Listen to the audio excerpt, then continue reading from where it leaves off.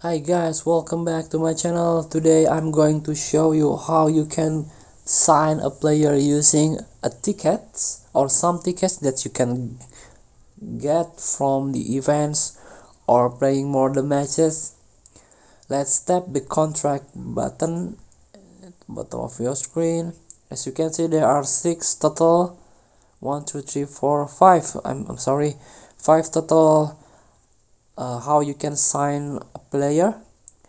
But what I want to show you is this one, standard player tickets tab. So you can sign a player using these standard player tickets. So for example, I want to 4 stars guarantee defender ticket tab, and you can 100% get guarantee get 4-star player with use this ticket. And also you can tap the available players that maybe you can get. So this is the list player. So let's try. Tap the use ticket, tap it once more time. Let's wait who's we've got.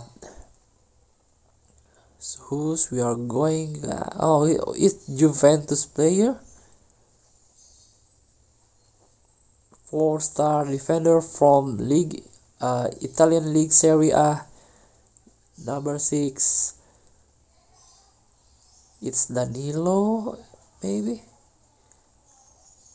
Yeah, it's Danilo, right back.